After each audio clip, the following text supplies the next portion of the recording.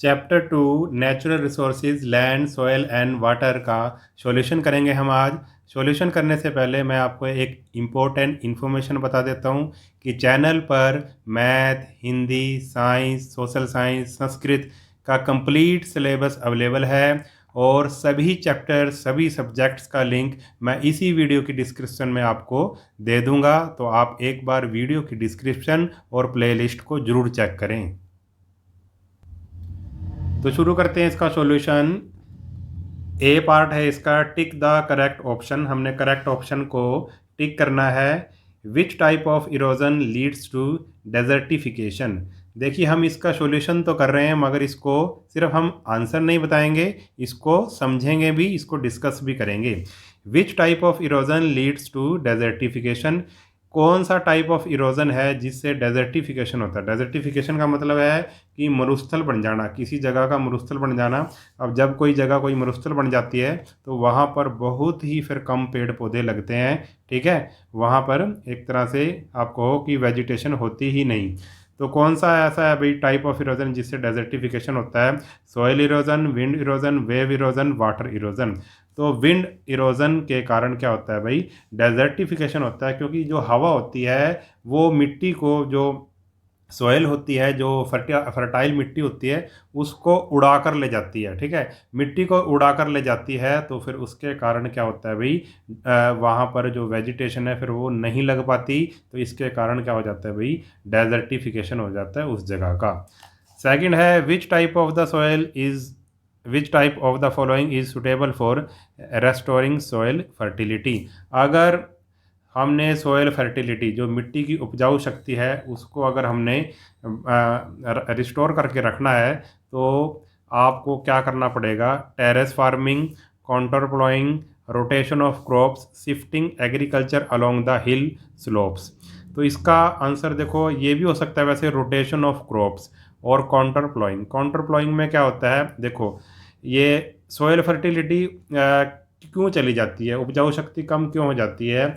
अगर soil erosion होगा, जो मिट्टी की जो ऊपरी परत होती है वही उपजाऊ होती है, अगर वो किसी कारण, चाहे वो पानी से बह जाए, चाहे वो हवा से उड़ जाए, ठीक है, अगर वो जो फर्टाइल मिट्टी उड़ जाएगी तो फिर जो बचेगी मिट्टी वो फर्टाइल नहीं होगी, उसमें फसलें अच्छे से नहीं लग पाएंगी, ठीक है।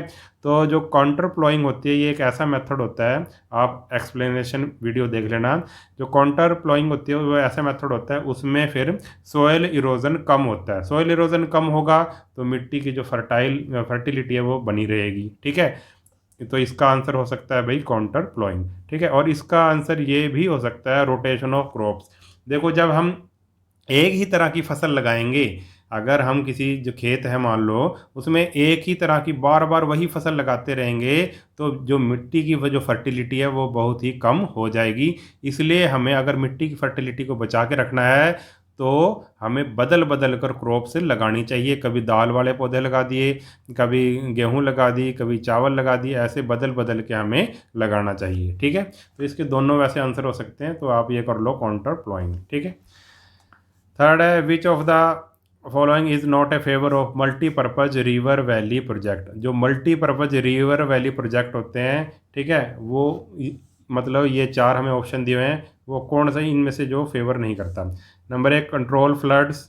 जो मल्टीपर्पज रिवर वैली प्रोजेक्ट होती हैं उसके कारण जो फ्लड है वो कंट्रोल होती हैं, ठीक है। बाढ़ वगैरह नहीं आती क्योंकि नदियों पर बांध बना दिए जाते हैं, बांध से फिर वो पानी इकट्ठा हो जाता है तो एकदम से बाढ़ नहीं आती।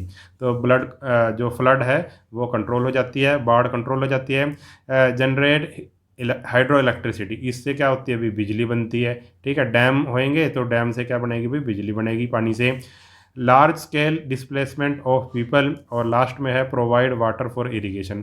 यस, जो मल्टीपर्पज रिवर वैली प्रोजेक्ट होते हैं उससे हमें क्या मिलता है, सिंचाई के लिए, फसलों की सिंचाई के लिए क्या मिलता है, भी पानी भी मिलता है। नहरों के द्वारा वो वाला जो पानी इकट्ठा करते हैं डैम में, वो नहरों के द्वारा हमें खेतों तक वो पहुंच जाता है। तो इसका ये नहीं होगा large scale displacement of people. देखो जब मल्टीपर्पज़ रिवर वैली प्रोजेक्ट बनाए जाते हैं, तो मान लो जहाँ पर ये प्रोजेक्ट लगा है, जहाँ पर डैम बनाया जाएगा वहाँ पे मान लो कोई गांव बसा हुआ है, तो फिर उस गांव को वहाँ से क्या करना पड़ेगा, डिस्प्लेस करना पड़ेगा, हटाना पड़ेगा। तो ये इसकी एक कमी है, तो ये इसको फेवर नहीं करता। मल्टीपर्पज़ में ये कमी है कि large scale displacement of people, लोगों को बड़ी वहाँ से क्या करना पड़ेगा भाई, हटाना पड़ेगा। तो ये इसकी एक तरह की कमी है। बाकी ये 3 इसके फ़ायदे हैं। फोर्थ है भाई, maintenance of lakes and ponds is essential for. अगर जो लेक्स हैं या पॉन्ड्स हैं, हमने उनको क्यों मेंटेन करके रखना चाहिए? Increasing surface water run of, increasing water table, increasing soil fertility, recycling of water. तो इसका आंसर होगा भाई इंक्रीजिंग वाटर टेबल। देखो, अगर लेक्स हैं या पॉन्ड्स हैं उसमें पानी होता है, और वो जो पानी है धीरे धीरे धीरे धीरे नीचे नीचे रिसता रहता है, वो नीचे चला जाता है, नीचे ज़मीन के नीचे इकट्ठा हो जाता है, वाटर टेबल बन जाता है उसका। ठीक है, तो अगर हमें वाटर टेबल को बनाए रखना है, उसको इंक्रीज करना है, क्योंकि जो ज़मीन के नीचे का पानी है वो बहुत ही इम्पोर्टेंट है, वो हमारे पीने के काम आता है। ठीक है, तो उसको अगर वाटर टेबल को हमने रखना है, ठीक है, इंक्रीज करके रखना है, तो लेक्स और पॉन्ड को मेंटेनेंस करके रखना पड़ेगा। फिफ्थ है, which factor is more responsible for the quick formation of soil in Rajasthan? कौन सा फैक्टर है भाई जिससे भाई क्विक सोयल फॉर्मेशन होती है राजस्थान में? सोल्यूबल रॉक्स हैं, वेजिटेशन कवर है, रेनफॉल है, extreme difference in day and night temperature. तो इसका आएगा भाई extreme difference in day and night temperature. जो राजस्थान का इलाका है वहाँ पे दिन में तो बहुत ज़्यादा गर्मी होती है और रात को बहुत ज़्यादा ठंड होती है, जिससे कि जो रॉक्स होती हैं दिन में तो वो फैल जाती हैं और रात को वो सिकुड़ जाती हैं रॉक्स। ठीक है, फैलने और सिकुड़ने से क्या होती है भाई, उनमें क्रैक्स होते हैं रॉक्स में और मिट्टी बनती है। तो ये इसका रीज़न है, extreme difference in day and night temperature. आगे filling the blanks. Earth surface is divided into, जो अर्थ का जो सरफेस है उसमें मेन चीज़ें 2 क्या हैं, एक तो लैंड है, land and water zone. Land है और दूसरा क्या है, वाटर है। ठीक है, अर्थ के सरफेस में मेन 2 चीज़ें हैं, एक तो लैंड है, ज़मीन है, और दूसरा क्या है, वाटर है। ठीक है, 2 जोन्स में बांटा गया है हमने अर्थ सरफेस को। To maintain ecological balance %, of land should be under forest. आगे अगर हमें इकोलॉजिकल बैलेंस बना के रखना है तो कितने % इस मतलब अर्थ पे जंगल होने चाहिए, फॉरेस्ट होने चाहिए? तो इसका आंसर है भाई 33%। ठीक है, और इस टाइम कितना है भाई, 31.6% जंगल हैं हमारी अर्थ पे। ठीक है, जो 33 से कम है। ठीक है, अगर और भी कम हो गए तो इकोलॉजिकल बैलेंस क्या हो जाएगा भाई, ख़राब हो जाएगा, एटमॉस्फेयर बिल्कुल ही ख़राब हो जाएगा, जिससे सभी पर इफेक्ट पड़ेगा, बैड इफेक्ट पड़ेगा।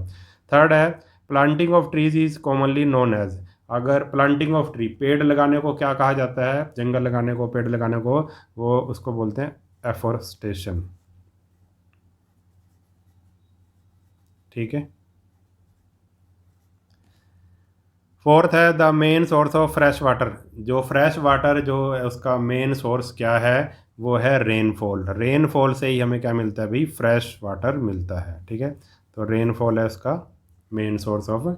और फिफ्थ है, earth is known as. Earth को क्या बोलते हैं, dash planet due to the presence of water on it. क्योंकि अर्थ पे बहुत ज़्यादा पानी है इसलिए इसको क्या बोलते हैं, ब्लू प्लैनेट बोलते हैं। क्योंकि जब अंतरिक्ष से अर्थ को देखा जाता है, स्पेस से जब अर्थ को देखेंगे, तो यही वाला जो पानी है, अर्थ पे जो पानी है वो क्या दिखता है भाई, नीले रंग का दिखता है, तो इसको इसलिए ब्लू प्लैनेट बोलते हैं अर्थ को। सी पार्ट है इसका, राइट ए टेक्निकल टर्म और N appropriate word for each of the following statement. हमने इस स्टेटमेंट के लिए कुछ वर्ड लिखना है, ठीक है, या फिर कोई टर्म लिखनी है टेक्निकल। तो फर्स्ट है, it is formed by decompose part of plant and animal. ये किससे बनता है, ये कह रहा है भी ये decompose part of plant and animal, जो जैसे पेड़ पौधे मर जाते हैं या फिर जानवर मर जाते हैं, उनके गलने सड़ने से ये बनता है, उनके डीकम्पोज होने से ये चीज़ बनती है। उसको क्या बोलते हैं, उसको बोलते हैं भी ह्यूमस। ठीक है, और ये मिट्टी के लिए बहुत ही ज़्यादा ज़रूरी है। अगर फसलें उसमें लगानी है तो उस मिट्टी में ह्यूमस होना चाहिए। The original rock from which the soil is formed. Original rock जिससे सॉइल बनती है उसको क्या कहते हैं, जिस रॉक से सॉइल बनती है उसको क्या बोलते हैं भाई, पेरेंट रॉक बोलते हैं। ठीक है, पेरेंट का मतलब वैसे क्या होता है, माता पिता। ठीक है, यानी कि जो मिट्टी को जन्म देता है, यानी कि जिससे मिट्टी बनती है उसको क्या बोलते हैं हम, पेरेंट रॉक बोलते हैं। ठीक है, आगे आ गया भाई, it is formed as a result of long continued weathering process of rocks.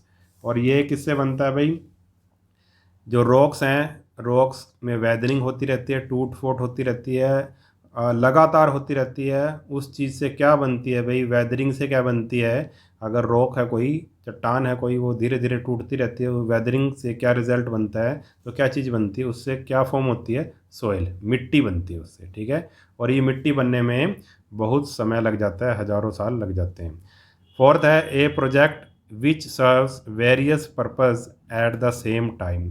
ऐसा प्रोजेक्ट जिससे कि कई पर्पस हमारे पूरे होते हैं उसको बोलते हैं भाई, देखो पहले भी हमने किया था, मल्टीपर्पज़, मल्टी पर्पज़